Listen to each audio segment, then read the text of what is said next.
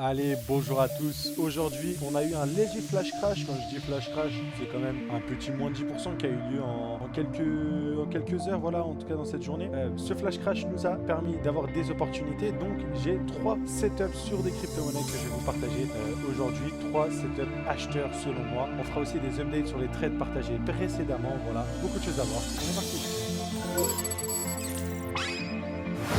Bon, on va recommencer avec notre ami Arweave, ok? Tout simplement. Parce que pour Arweave, on a ce setup-là qui était en cours, qui était partagé pendant le live. Pour ceux qui se rappellent du live, je vous invite à le visionner. On a pris des positions directes qu'on a partagées. Donc voilà, là je suis dans le groupe Les Signaux pour ceux qui savent. On a eu tout simplement le setup juste ici qui a été partagé le 2 décembre à 18h01, UTC-5, heure new-yorkaise, pardon. Voilà. Donc ce setup-là magnifique, donc on l'a entamé. Mais bien évidemment, on a eu des setups beaucoup plus prononcés, comme le setup parfait dans ce niveau-là qu'on a partagé vraiment autour des 18 $, voire un peu moins. Et en plus, je crois que sur la chaîne YouTube aussi. Enfin bref, voilà, voilà. Donc ça, c'est pour Arweave. Et donc sur ce setup-là, je pense qu'il y a quelque chose à apprendre. Donc le voici. La configuration reste toujours haussière. Et ce qui est assez intéressant, c'est qu'on est revenu dans de l'imbalance et on est surtout revenu dans le bloc à l'origine de ce mouvement-là. Et ce bloc-là a déjà été mitigated. Si je vais en 30 minutes, on revient, hop, en 45 minutes peut-être. Non, en 15 minutes. On revient dans cette jolie bougie, pardon. Travailler cette zone-là tout simplement. Donc pour ma part, la structure, on a normalement un lot protégé ici. Pourquoi? Parce qu'on a réaccumulé. En cas de cassure, bah, ça serait assez baissier. On devrait retracer de manière plus profonde. Mais bon, on serait stoppé avec une légère perte et on aura l'occasion de re-rentrer sur ces niveaux-là. Sinon, si on n'est pas stoppé, on reste toujours tourné vers le haut, comme je pense. On devrait avoir une réaction de prix dans cette zone-là, voire un petit peu plus bas. Mais dans tous les cas, on devrait se ressaisir sur notre ami Arweave pour aller chercher encore une fois des plus hauts. Voilà, voilou.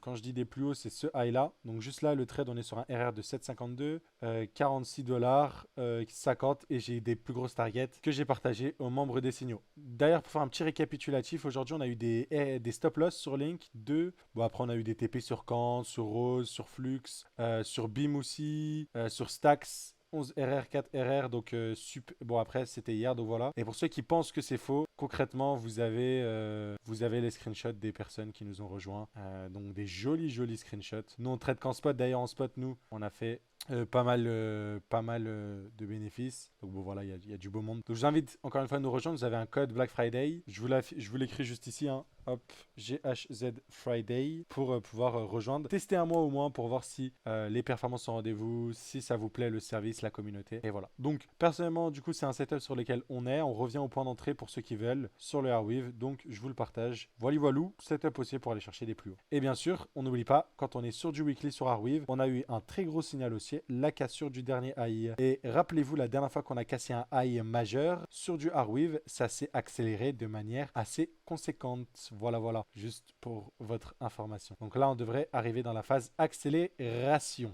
Côté GMX, c'est ce qu'on avait évoqué sur la chaîne YouTube. Erreur de 4 validée. Personnellement, je pense qu'on a eu le pico bottom ici. Vraiment le pico bottom. La RR de 27, 26 exactement pour viser.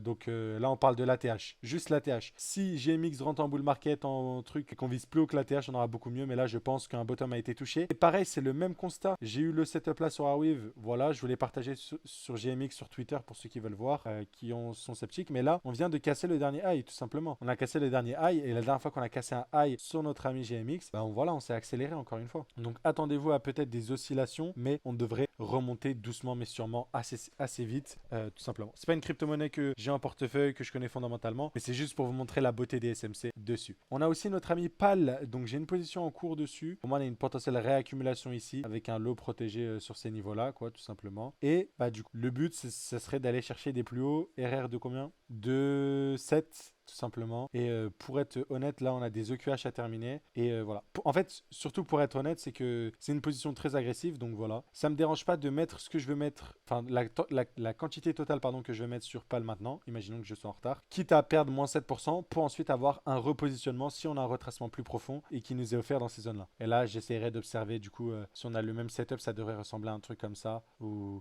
on a une trend line. Plus, alors, si je le fais un peu plus en application. Voilà, ça devrait ressembler à un truc comme ça, avec hop, une jolie trendline ici qu'on vient casser à la baisse, casser à la hausse pour repartir. Et dans tous les cas, je serai rentable à la longue. Donc voilà, position agressive sur notre ami le PAL. Si on va du côté XRP pour updater, bah là, ça continue. Ça continue, on respecte l'imbalance parfaitement. On a potentiellement le top qui est juste ici avec un low, un high protégé par la smart money. Pour moi, c'est confirmé, donc on va s'en venir faire des plus bas. Donc chercher celui-là, chercher celui-là. Et je sais pas si ça sera la correction finale, mais en tout cas, lors des derniers cycles, on a vu des distributions sur du 1 heure, du 2 heures suffire à ce joli pump and dump et pour s'arrêter du côté XRP. Donc méfiance, méfiance de ce côté-là, c'est vraiment pas le moment d'acheter ce token. C'est pas quel débile a dit aux personnes d'acheter un token comme XRP dès à présent, mais voilà, sachez que c'est complètement, selon moi, débile. Notre ami Ethereum explose. Donc bon, hier je parlais d'une accumulation. Au final, l'accumulation s'est complexifiée et on est venu récupérer, et ça c'est très très bullish, on est venu récupérer tous ces lots-là, anciennement protégés. Donc voilà, c'était des beaux setups et on s'est inversé. Et pour moi, bah, dès le COS, encore une fois, c'est là où je vous ai dit de mettre vos alertes. Dès le COS, on a du coup un nouveau lot protégé. Ce même lot-là qui était puissant, pour moi, on a ce nouveau-là qui vient d'être créé. Donc on devrait ramener des plus hauts. Et encore une fois, sur de l'Ethereum, bah, c'est giga bullish. Encore une fois, on a cassé le dernier high. Pour ça, on avait déjà fait le constat. Donc pareil, là, on est qu'à quelques pas selon moi. C'est qu'une question de temps avant qu'on vienne taper notre ATH. Et voilà, par ailleurs, hein, on est en altcoin season. Enfin, en tout cas, on est dans les débuts d'une altcoin season. Si ça continue sur ce chemin-là. Et la preuve, c'est que BTC a un peu plus de mal comparé aux autres.